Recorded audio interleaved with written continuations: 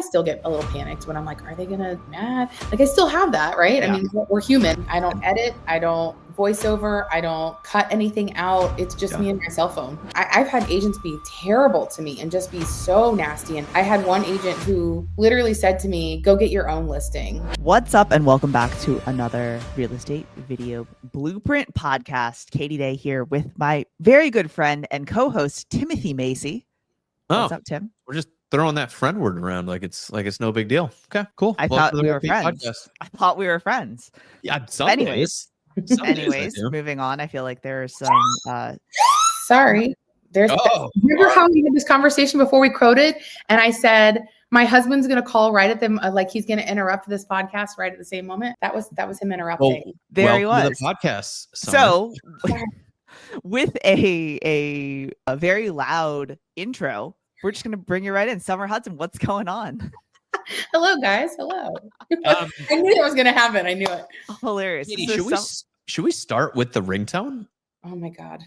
Actually, I've never heard that ringtone before. I think he made it an emergency call. Oh, you know how sometimes if someone's on Do Not Disturb and you like double call them or whatever, I think it might come through. He's but like, you know what did it you want is? 1% milk? I can already tell it's my mother is here visiting and she can't figure out how to buckle in a car seat. And I'm like, y'all figure it out. This is shaping up to be a good pod. I know. I'm sorry. I'm just like multitasking as an agent and a mom. Like, I'm just like, y'all, I cannot. So they are sometimes a little difficult though, because you got like double buckles and then things that go. Mother-in-laws or car seats? Yes. Wow, that too. I mean, all the above. All right. Let's get into it. So, Summer, this is the Real Estate Video Blueprint Podcast, not the Parenting and Marriage Podcast, which I feel like we could have an offshoot with. But you're on here because like we talk to a lot of people about building their businesses on TikTok. A handful of agents that I really love have done it successfully. And everybody we talk to, Summer Hudson always comes up. And so now we're here. So kind of like give us your story of how you landed on this TikTok thing for generating business in your real estate world. Yeah. So initially I kind of have always been on social media, Facebook and MySpace back in the day. And like, I've always had I'm an old MySpace kid. I'm like, we're like aging ourselves as Tim and I smile and nod. MySpace. I can remember like getting deep into the HTML and like figuring out how to make my background super cool. Now I'm like, I can't. So ChatGPT. If you dealt with who's in your top 8 drama, like you are a certain era. Yeah. I feel like, and then you would like bump somebody down in your little block of friends. Oh yeah. You off and you had to move them. They knew. I come from, a high background of like social media still. I'm still like in that vein. Originally I started out kind of being heavy on Facebook when Facebook was a thing. And then when COVID kind of started to be a thing, I realized like, oh my God, I'm so bored. What am I going to do? Because I used to do open houses and do Facebook Live because the Facebook Live feature was available for a long time. And I'd be at an open house board and I'm like, well, I might as well do a Facebook Live and show the house while I'm here because I'm here. And the amount of people that tuned in, I was so offended. I was like, why can't you get off your couch and come to the open house? You can watch my video, but you can't come to like the open house. And so I realized like people want to come, they just don't want to get off their couch. And that was such an era when you could go Facebook Live and like everybody you were friends with saw it. Yeah. Now I go live on Facebook and nobody cares. Yeah. My grandma's on there. Yeah, exactly. And I just happened to be using that feature pretty quickly. And then, then it was Instagram and I was really heavily into Instagram for a while. And this is before stories. And then stories rolled out and I was like, oh, cool. I can just do walkthroughs and stuff of houses that way. And then COVID hit and TikTok was being whispered about like as this new app. And I started going down the TikTok hole and I was like, you know what? I wonder how well doing video tours would work within that platform. And I did a bunch of videos and nobody cared because at the time, everybody was talking about how TikTok was a dancing app for kids. Yeah. And I thought, well, I'll just keep doing it. And I just happened to TikTok one video that went viral and I went to sleep with like 2 followers and I woke up the next morning with like 10,000 followers from this one video. And I was like, oh my God, that happened overnight. And so I was like, okay, people are inherently nosy. Like we just are. And I thought if I just continue creating content and showing videos of cool houses, they'll keep watching. And that kind of was the birthplace of what is now my TikTok and main funnel for my business. Do you feel like there was something that was super compelling about, like, was it a cool house, or did you say some funny things, or like what, or all of the above? Like, I feel like now if I had posted that same video now, I feel like now at the time that I was doing these videos, our my board division, our BLC did not have rules and regulations against social media yet because nobody was doing it. And so I look at that video now and I'm like, oh my God, they could have fined the hell out of me for half of the stuff that I said in there.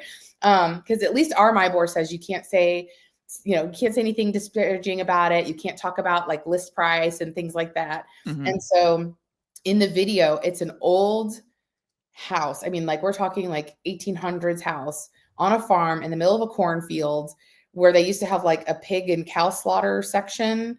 And like we're walking around and I play eerie music in the background and I'm telling my buyer, like, if you get me killed or if something comes out and stabs me, I'm going to come. Like it's a whole like jump scare situation. And so it's literally us walking around and scaring each other in this house. And people were like 100% haunted, or what was that shadow when you walked by that door? And like, the comments went nuts because it was spooky. People commenting like, I'd never lived there, or, oh my God, a cornfield. Absolutely not. And that was it. Like, I think it was just enough. It was just eerie enough. It freaked people out too. Well, and so I'm on your page right now and I was like, oh, here, I clicked on it and there was this video with 10 million views, but that's from 2024. So that's not even the video that you're referring to. No. How many views did that first viral video have? Do you remember? It's so far at the bottom because it was one of my first. Well, that's what I was like. I was like starting to scroll. And I'm like, she posts too many videos for me to forever. I don't even know that I know where it is anymore.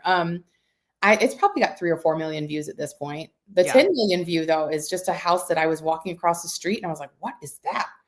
And I just it's maybe 15 seconds and it's me showing this all black with like gargoyles and stuff. I was like, what is that? I honestly hope the people that live there reach out to me and say, come do a tour of our house. Cause I 100% would love to. So give me the scoop. Like what kind of content, this may be the same answer, but what kind of content did you do when you really started to get traction in 2020, which was a fun time to be creating stuff on TikTok. And then how has that pivoted and like, what are you doing today? So when I started out, it literally was just kind of the same vein of like thinking everybody wants to see what's inside a house. Pictures on Zillow are great, but really nobody was doing tours that weren't professional tours, right? It was always either you had a professional video or you just saw the pictures. I kind of kept the thought process, like I just want it to be organic. I'm showing you a buyer's view of what they're going to see when they walk in. I'm not going to edit. I'm not going to change anything. You're going to get my real-time reaction. I don't ever walk the property first and then do the video. I literally have no idea what I'm walking into. I open the door and what you see and what you hear is my genuine, oh my God, there's this, or, and I've honestly never changed anything. My content is exactly the same as it always has been. I look for unique properties, historic properties, or like just architecturally interesting properties and showcase those because I personally love that type of housing anyway. And so I know that I want to look inside that historic house and see if there's ghosts. So I take people on the tour with me and like, come look at this really cool house. So you're recording audio, just you, while you're going through the house in real time. Yep. I don't edit. I don't voice over. I don't cut anything out. It's just me and my cell phone and my shaky. Well, that's what I love about it, and what I think is the common theme of people that are doing well with video tours. So whether it's on TikTok, Instagram, YouTube, is like the authenticity in what you are saying while you are touring the property. So like Raj Sahu has gotten his YouTube tours. Some of them are like 40-minute long videos, but he's going through and now he's adding some storytelling aspects and things like that. But it's like he's giving you his knowledge that only he has, right? And so your reactions are reactions that only you have, right? And so I think that's something that really resonates with people, as well as like, you know, it's part of your brand, it's part of who you are, right? Right. Yeah. I think the overall feeling that I've always tried to capture in my video is almost like, come here, bestie, let's go look at this house. And not so much like, I'm a professional agent and let me showcase. Like, I'm like, let's go see this. And so I also, when agents reach out and ask me about content creation, my first thing to them is always going to be, well, who are you? And then are you pulling that through your videos? Are you telling them, are you showing them who you are? And are you really truly this person that you're showcasing? Because people can tell fakeness very quickly. Or if you're trying too hard to force a square peg into a round hole. And I learned very quickly that the sooner I was showcasing myself as I am, the faster people, you know, came to me and watched my videos because they feel, it feels natural. It's not forced. So. Well, and the other piece is too, I think when people do try to go outside of who they are for their content, you get burned out. Like, you can't do this content day in and day out the way you need to do to build something special. Yeah. If you're not just being yourself, like, it just gets very tiring as well. Yeah, I totally agree. I actually had a really big listing that I was super excited about. And I was so excited. I was like, you know, I'm going to do a really professional, clean video. And I'm going to pay this guy, this videographer, really good money to come and shoot this beautiful thing. And I was so horrified by like what ended up being, it was still beautiful. And then I posted it and so many people were like, ew, what is this? What are you doing? They were so upset at me for doing something professional. And then I posted my bloopers from all of it. And I got more likes and more shares and more like, I'm so happy you posted your bloopers instead. That was way more interesting. And so now when a listing comes up and the agent or the seller says to me, like, do you do professional videos? I'm like, no, no, you're going to get my crappy video instead. And it will do way better than the professional video that I could ever shoot. So, and I think a lot of it too goes to like, it goes back to knowing your audience. I mean, your audience loves those kind of videos. So it's like, yeah, if you do a professional video for the listing and it goes on Zillow or something, like, fine. But I think that's really funny that when you posted it, I'm assuming you posted that like on your TikTok. Yeah. And your audience just like vomited. They were like, no way. Me up. They were so mad at me. They're like, this isn't your regular content. Why would you do this? And I was like, Jesus, just can't y'all be happy for me that I did something nice? Dang. They were miserable. They hated it. And I did it twice because I thought, well, maybe it's the house. Maybe the house didn't have enough flair or whatever. So I did another one of a house that was gorgeous and unique and had some unique features. Nope.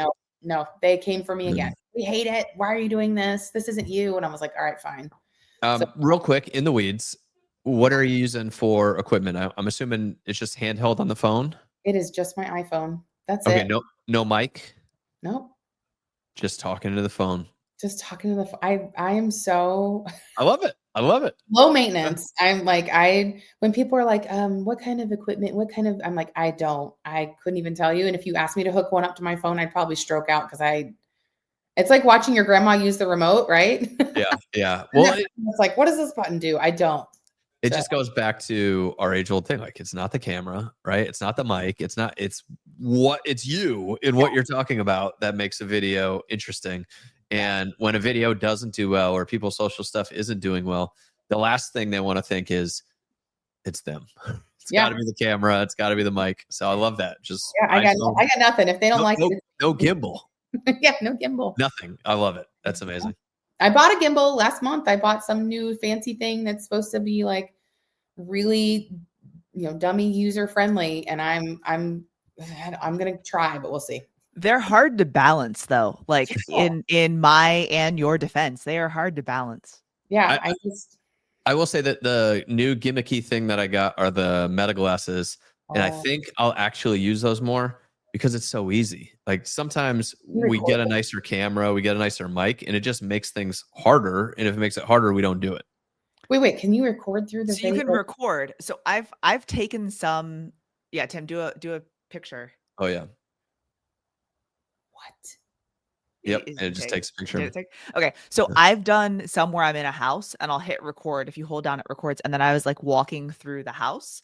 And so what's cool about it is then when you see, like, if you go on Instagram somewhere and you check out Tim's story, you'll see like a little glasses icon, a little Ray-Ban Wayfarer icon on his story showing that like it was from the Ray-Ban. So it's like when people see that, I've been getting a lot of clicks for people inquiring about that. But I think that there's right now.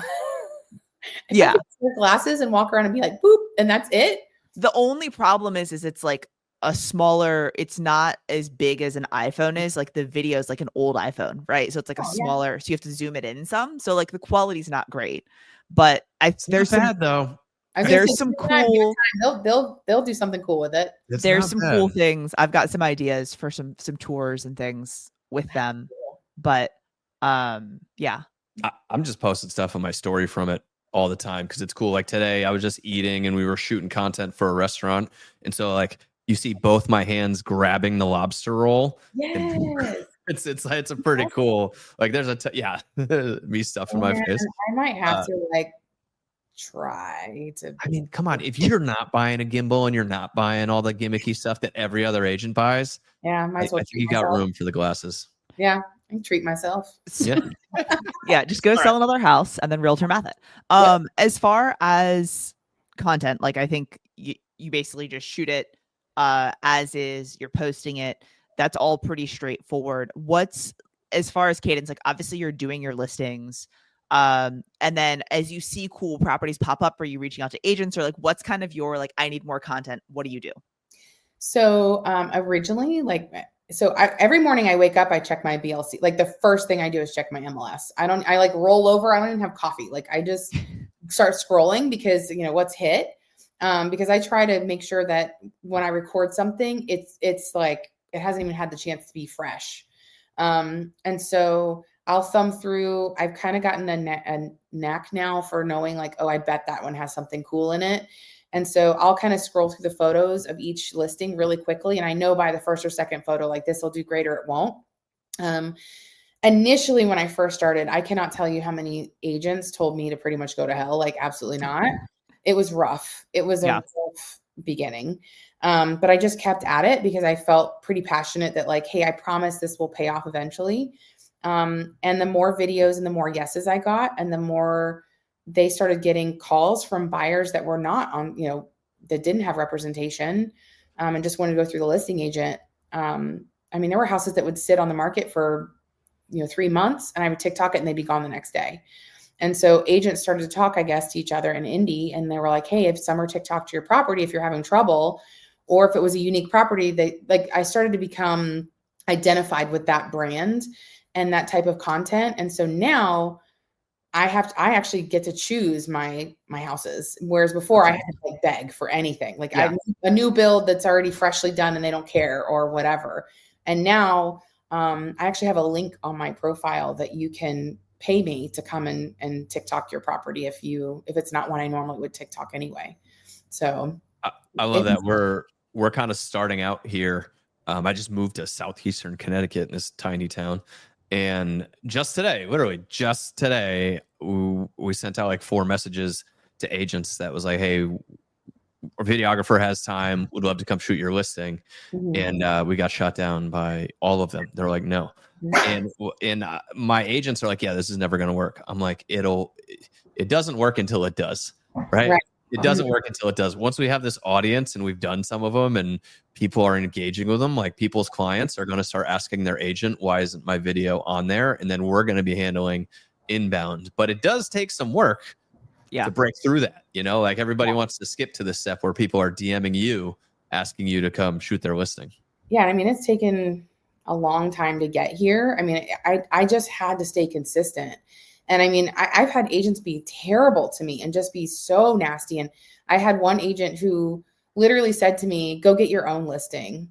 And I was like, ma'am, I have plenty of listings. I'm actually calling you because your house has been sitting on the market 47 days. So if you don't want me to TikTok it, fine. I'm just trying to help you. And I mean, so slowly it's evolved to what it is, but it did take a long time. I mean, I I didn't give up on it. And I think that a lot of agents, when they get so many no's, they're just like, this isn't going to work. And they give up and they go back to content that, you know, how do you buy your, you know, they go back to normal things and they lose their steam.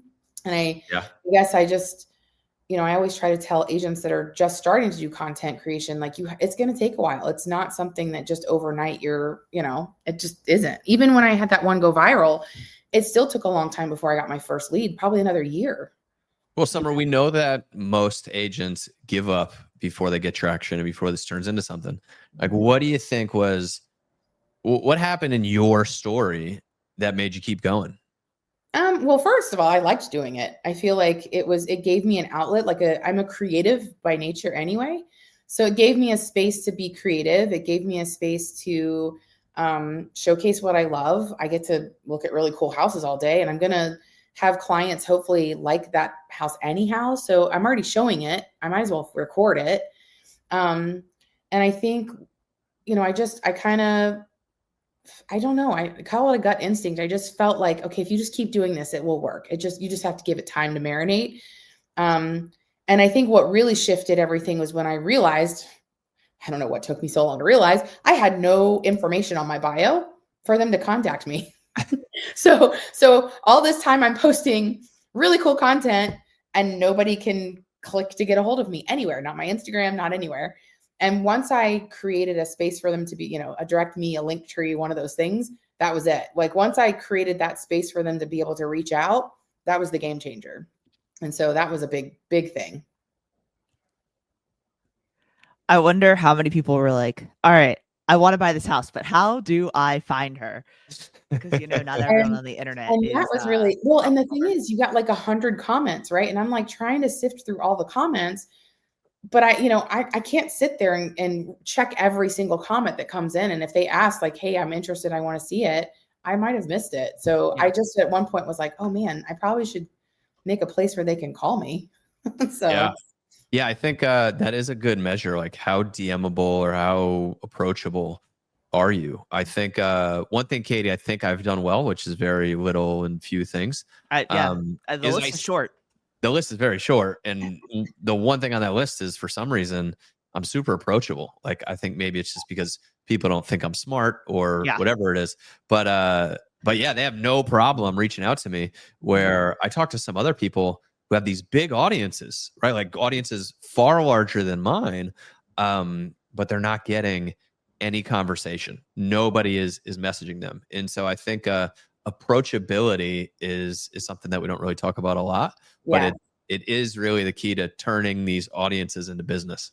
Yeah, for sure. I feel like I've in my videos a lot, you'll, you know, probably every 10th or 15th video, I'll do something where it's like, hey, if you're thinking about buying and you want to see this house, my link is in my bio. Like I have to kind of keep reminding people to come back to that space if they need to get a hold of me, and not to use my DMs because it'll get lost. I get spams.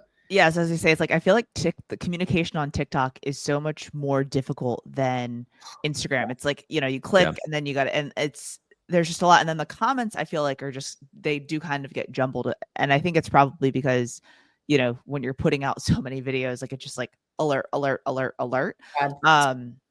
So my cell phone literally stays half of like 2% from dead. Yeah. You know, Katie, it's a good observation because I do think TikTok is a platform designed for consumption, where Instagram is more designed for communication and connection. Like TikTok is consumption. And so it is. The DM features on there aren't great. I feel like a lot of people find you on TikTok and DM you on Instagram or something else sometimes. But I do think, you know, making sure you are creating opportunity and putting yourself in the shoes of the consumer and saying, would I DM me? Like, would I reach out to me? And then if I did want to reach out to me, how hard am I making it through my links and everything else? Well, and that's what I love what Summer just said is like, on occasion, it's like, here's a video on how to work with me or how to contact me. You know, we had a mastermind earlier today and Rick said that he's like, this is what you need to do, and puts the call to action like just so very clear on how to work with me kind of thing. So I think sometimes we want to bury the CTA or not be pushy or not do this or not do that. And it's, if once you've built the trust and you have that know, like, and trust factor, like, I think you can have a more direct CTA as opposed to, like, you know, if you want to buy or sell on every single post kind of thing, like, hey, this is how we can work together. So I love that. Yeah, for and then sure. whenever you can like reference, I mean, on TikTok, it's more referencing comments, but when you can reference somebody sending you a message. So if Summer sends me a message on Instagram and asks me about something, like if she asks me a question, I may post that DM and say, hey, somebody asked me a question, this, and this was my answer. Just to say, hey, oh my goodness, Summer actually responds to her DMs. Summer like gets clients from TikTok and shows them houses. You know, the more you showcase that, they're like, oh, you know, then it's not telling them to reach out to you. You're just showing that when people reach out to you, you actually engage with them back. And I think that's a missed opportunity for a lot of us as well. Yeah, absolutely. Yeah. And I'm still building out my funnel system for when you contact me, and we've made it so streamlined at this point that like, it's really and I've realized the more buttons you give them to click, because we're in a fast consumer, like it's just literally how can I get to the information immediately? Like there's no more waiting anymore. So I've tried to cut down my processes so much so that you just click a button, you schedule a time, and it does all the work for me and for them. And I found that though it took me a long time to build it out, I'm glad that I took the time to build it out, because now, before it was like, well, if you click my website and then you go to my website and you click that button and then click a call with me, I lost them as soon as I even go to my website. And so it was a lot of learning curve on figuring out how do I get that person to actually engage with me through and give them enough to make them want to continue to hit that one button. And then how do I make it automated, you know? So that's been the biggest challenge. Now, that's the other fun piece is as you scale. So give us an idea of scale, like how many followers, how many DMs, comments are you getting, and like how much business is this driving for you? So as far as DMs, it's hundreds a day. I mean, at this point, I've had to I have to keep, and you'll see probably my last, I don't know, there's a video where you can actually see my face. I'm wearing a sweatshirt where I have to physically say to them like, hey guys, just a reminder that if you're sending me DMs and I'm not answering, it's because I literally get asked for my feet pictures like 10 times a day. Like I need you to like, please use the link in my bio. And I just keep pushing that.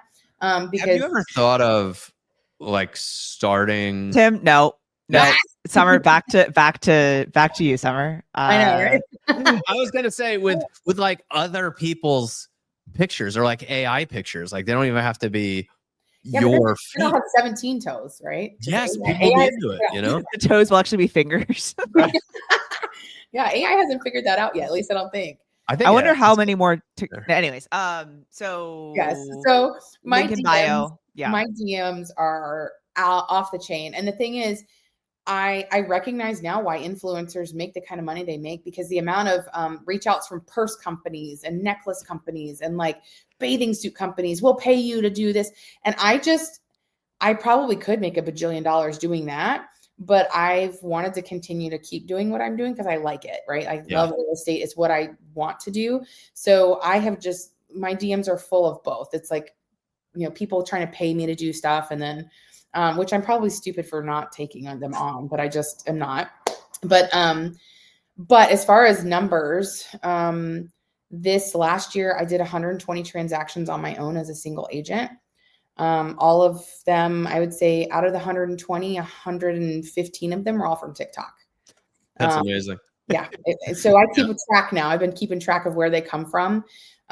This year already, just in the month of February, I have 25 under contract, and those are all of them are from TikTok. I'm starting to see more leads finally kind of kick in, for listings. And so I think people are starting to see now the value of me TikToking their house. Yeah. So this year is the first year that I've almost tripled my listing contracts in the first 3 months. I've got more listings from January to today than I had all of last year. That's amazing. So yeah, it just, every year I feel like I'm doubling, and I'm actually trying to keep up. Well, and so it's interesting. You kind of segue this well for my thought process, because I see it with a lot of people. They do the home tours And then they're able to not only monetize the like, hey, let me do a home tour for you. They're also able to start getting more listings, because you can go into a seller and say, hey, I can get you at least 20,000 views on your property, where on Zillow you'll get maybe 1,000, right? And so that's interesting. Do you feel like you did anything different, or it was just like, hey, now that I have this like proof of success, I can now go into a listing appointment and tell you that this is the thing? So I think it kind of was a combination of both. I think because I showcased houses so well, you know, a lot of the sellers will say to me, I like the way you show a house. It's not the branded video. It's not, you know, it's authentic, and I want somebody to be passionate about the house. The cool thing is all of my listings have been either historic, unique properties, like, right? Like I'm listing houses that I think are freaking rad. And, you know, I don't often get the cookie cutter houses because I don't showcase the cookie cutter houses. Right. So I feel like, you know, they're getting to see me as my personality. They already like and know me. They already can see the type of video and the reactions people are giving to that. They see my reach, because I have right now, I think it's 223,000 followers, which really in the grand scheme of things on TikTok is not a lot, but it's 223 hyper local followers, right? I don't have a whole lot of people. I mean, for some reason, I have a really strong following in Australia, which is weird. I don't know how that happened. The down under. Yeah. I don't know. I have a lot of Australian followers, but outside of that, most of my followers are pretty local. And so it's nice to be able to say, I have 223,000 hyper local people that are watching my content. And that's going to get you way more exposure on social media than anywhere else. And so I think it's just slowly, they're starting to see that value. And they're trusting me with their listings because they trust me to showcase it the way they want. So Summer, one piece that I find interesting when kind of working through people's businesses, the way that we're talking about yours and everything, it's like I have so many friends that run teams that are great operators and they have great systems in place and everything else, and they just fall flat on their face when it comes to trying to create content like this that generates business. And then on the other side, I've got my creative friends who are going viral on TikTok and can crack all of the algorithm codes, but have trouble turning that into a system to run a business, create a team around it. So one, kind of like, how do you feel on the system side of things? And then like, what are you trying to implement as this business keeps growing? So that was the hardest lesson I learned through TikTok. TikTok, when it finally took off, it was like I went from, you know, famine to feast very quickly. And it was do or die. It was either I was going to sink my entire real estate career, or I had to figure something out quickly. So over the last 2 years, I've been really hyper focusing on building those systems. Again, now that my automations are really good, I've got it to where, you know, when you click that link, you set up an appointment, it tags my calendar, it tags their calendar, it sends them a text message reminder. Like I have built out so much. And I realized, you know, after talking to a couple really successful mentors, a lot of them were like, you have to hire in order to expand. Like in order to grow, you have to give up some control, find somebody who does it better than you, and just relinquish that control and say, I need you to take this piece of my business and make it great. And I'll pay you for that. And in turn, you'll make more money because you fixed this, you know, problem. So I hired out and found a really great admin who's techie and had her build out campaigns and systems and like those things. And so now, and then my team, I created a team that I kind of handpicked. I didn't want just anyone. I wanted I wanted the people that if I could not take on that lead, that if I passed it to this teammate, they would still feel that same comfort and that friendliness and the same authenticity. If they didn't get it from me, they're at least getting it from my teammate to take showings that I can't take. And so ironically, I'm still in the thick of the chaos, but I think this year is the first year that I'm taking a breath and going, okay, I've got the creative chaos. Like the two people that you're talking about, I've kind of gotten a nice little balance right now. And I know that's a really hard thing. But yeah, I feel like I'm finally catching a rhythm, but I couldn't have done it I feel like if I didn't ask for the help, I would have drowned. I had to say, this is my weak spot. How can someone help me? And that was when Yeah. I took initiative to get that fixed. So Well, go ahead, Katie. See, sometimes we talk over each other. I But know, but Katie, do whatever. So a lot of times I think that like people try to have all of the systems built out before they make the content. And like you could spend years doing that. But like for almost everyone, it's like they had that point where it's like, shit, we've got to figure this out because like the business is coming in and we don't know what to do with it. And so building all of that out, like I think is a little bit of the like building the plane as you fly it, as opposed to like having it all built before you take off. yeah. Yeah. I think if I had waited, I would have never had, you know what I mean? Like it was out of a necessity. I had to, which almost in a way made me better at it because I was panicking. I was like, if this isn't right, I'm going to lose hundreds of thousands of dollars. Like I just was like, I have to. So yeah. One of the things that kind of comes to mind when you said, you know, I feel like you could probably go get more listings, right? There's opportunity to get more listings. And you've built a platform and you've built this marketing channel that gets all this exposure. But maybe you're not the person that needs to actually go to all these listing appointments and get the listings. Like maybe there's somebody out there that's a great agent, but isn't great at making content and isn't going to generate their own business that could just go and market to these homes and say, hey, you want your home on our TikTok profile, you know, and get somebody that's good at leveraging your platform to get you more listings so you can just focus on making more content. But I do know the biggest fear, like I think all of us just get nervous when we hire somebody because it's such a commitment, it's such a responsibility. And so how's that played out for you as far as bringing on an admin and bringing on agents? So at first it was the like let go or be dragged. Yeah. It was like, you know, I kept hanging on to a lot of the control. And in the beginning, I was dying. Like I just, as a mom, even I was never home. I, you know, felt like my work-life balance was terrible. My husband was like, I'm going to kill you if you don't figure this out soon. And so finally, I think so you either hit a breaking point. It's either I've got to scale back so I can handle it, or I'm propelling forward and get more people on board. And for me, I thought, okay, I have to relinquish control. And so I put my people through a pretty rigorous interview process because I'm such a control freak with that stuff that I'm like, it can't just be anybody. It has to be somebody that's perfect for that spot. And again, it took me a few hires and fires to get there. But now that it's well balanced and we've got a rhythm and flow, the amount of like, oh my God, I can relax has finally come, I'd say in the last like 8 to 10 months.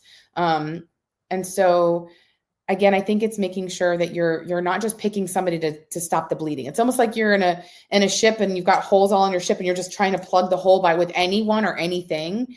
And I realized like, no, I don't have to do that. I just have to find the biggest hole first and find the right shape to plug that hole. And then I can focus on the next one. And so I really had to slow down and say, who's perfect for this role? And as soon as I slowed down, gave up some control, told them what my expectations were and made sure they met that, I haven't had to look back because they're self-governing, if that makes sense. And it's been really nice. It's been nice to shoot content. I go to my listing appointments with a listing coordinator. She listens in the background. She takes notes. And then I don't see it again until we're ready to go live, right? Like, I love that. That's so nice. And my showing assistant, you know, I show the houses I want to show. Or if I don't have time or if I have to pick my kid up from school, I just tell my people, like, I have a showing assistant. I'm a human being. I need to have my life balanced. So, you know, Delaney's going to show you a house tonight instead. And they're okay with it because they trust that I've picked the right person. Well, and I think, you know, you're showing some of your family and personal life on TikTok. So it's like, you know, they've been along for the journey with you and they're aware that you have a family and, you know, other things happening and it's not just real estate. So I think that when you're, you know, kind of setting the stage from the beginning, it's not something that's weird. But if you were just like, you didn't show up to the showing and Delaney shows up, they'd be like, well, what the hell is this? Right. So setting the stage from the beginning is super important. Yeah. It took me a little while to figure out that conversation when I talk to buyers. The one challenge that I have continually met, and I've had to tweak how I'm doing it, is a lot of when in the very beginning, when I started trying to make this team happen, there was a lot of like, well, why is this person showing me the house? I hired you because I see you on TikTok, not them. And I had to eventually kind of say to them the same thing. Like, I have a family. I would love to show you 900 houses on a Saturday, but also if you want me to be a happy, healthy person and not like want to kill everybody. You've got to let me have some space for myself as well. And it's been received well now that I've kind of set up this expectation, like, hey, after 5 o'clock, it may not be me. And it's no offense to you. It's not that I don't want to show you houses, but I also have a child that needs my attention. And I hope you understand and respect that space too. And I'll respect your space when it comes time for you to need that, same kindness. And it's gone so much better when I've come from that standpoint. Like, I'm a human being. Please understand, you see me on TikTok, but I also have a life. So, and you're doing that while also giving them a showing assistant and giving them somebody else to see the house. So, sometimes, like, I've been responsible, like, hey, I can't make the showing, and now all of a sudden their home search is getting hurt by my life. But like, you've supplemented that with showing partners and agents. I do think that's a problem that a lot of our content creating agents have, is that they build these audiences that really like them, are connected with them, and really want to buy a house with them. And what you just said is, for me, the key to all of it, which is expectations. Because I think, the handoff is everything. And I think too many times we like really want to keep them happy, and like up front, we don't want to make them feel like we're not going to be there. But then at the middle of the transaction, they feel like we're not there. And that sucks. Instead of setting expectations up front. And then I'm sure, like you said, you get better at the handoff. Like, I've got, friends that I know need to utilize a showing partner. I know they need to bring on an agent because I can't handle all the buyers, and they're just worried about the handoff. And I'm like, look, you're probably going to butcher it the first time. Yeah.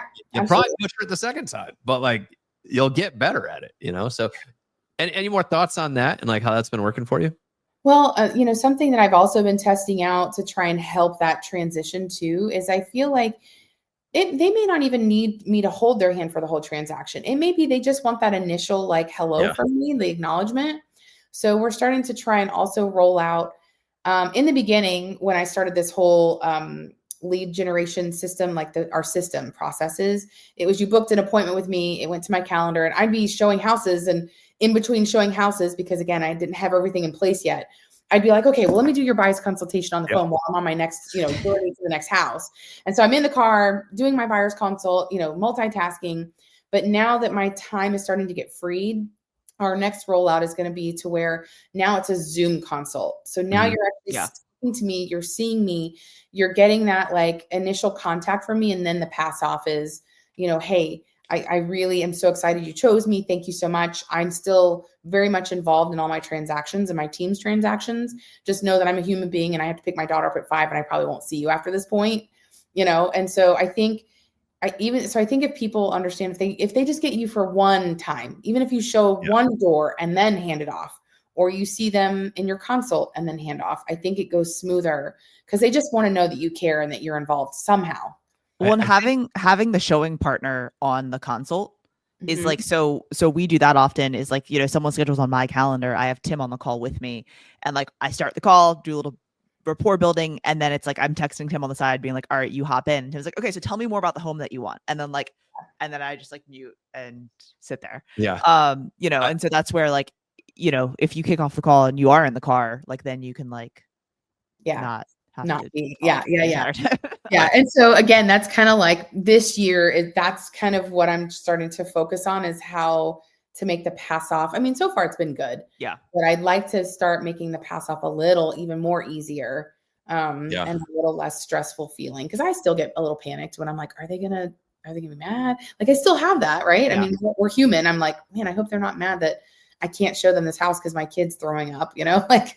I think a scalable model that works for, up to, I don't know, 300 transactions a year or something, is lead agent on the console, like Katie said, with the showing partner, and making sure that showing partner is building connection on that Zoom call, and then letting them know, like, Katie's going to show you the houses. She's going to be there for all the showing appointments. We're going to be in a group text together. When you guys find the one, I'm going to be super excited, and I'm going to jump back in to make sure we negotiate a good deal. Yeah. Katie's going to be at all the inspections. She's going to be at the and our transaction team's going to make sure all the paperwork stuff's going through. And then I'm going to be in the background making sure we get to closing. And so initial consultation, contract negotiation, closing are the 3 places the team lead can touch the deal. and then Yeah. the showing partner takes the rest of the transaction. And as Yeah. long as those expectations are set early, Yeah. I think it's better. And then the other piece is you have a bunch of group texts going, and you spend an hour popping in saying, Yeah. hey, did you like 123 Main Street? Because Katie messaged me and said, hey, they like 123 Main Street. I just pop in the group. Did you like 123 Main Street? And they start telling me all about it. I'm like, I think it looks amazing too. We're checking it out. And so they still feel like you're in the mix with spending so much less time. Yeah, we actually, the team knows that when we get them as a buyer, and we know we're working with them, we actually make a group chat, same thing, like you're kind of talking, like depending on which agent has been given the lead, we change the group chat to something funny. So like right now I have a whole iPhone chat right now with a group called How's You Doing?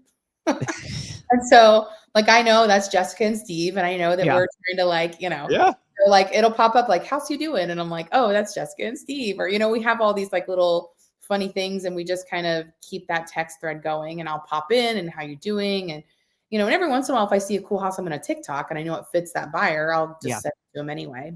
Yeah. I love that. But yeah, it's the same kind of process. We're just still fine tuning the little bits. Cause it's just, this week alone, I've had 7 buyers consults, and it's just a lot to continue to make sure your processes are, because the second a breadcrumb falls apart, you're like, oh man, I got to fix that, So I love that. Well, hey, thank you so much for hopping on. I love watching your content, so I was excited to dig in a little bit more on the process and all of the things that you are doing to absolutely crush it in real estate up there in Indy. So very much appreciated, and looking forward to seeing you in April. Yeah, I was gonna say I can't wait to be in Texas. I'm so excited. Oh, that's awesome. Too hot. Then I'm glad we got to get to know you a little bit better, because I've heard so much about you. So hey, I know TikTok is where the business gets generated. Where's the best place for people to connect with you? Really, I mean, on TikTok or Instagram or Facebook, they all have the same link, which is in my profile. So if they need to get a hold of me, or if agents have questions that I can answer, I'm happy to always share. I'm a collaborative person instead of a competitive person. So usually in the link. So find a lot to love. Super easy. Awesome. Cool. You're the best. Thanks. I'll see you guys.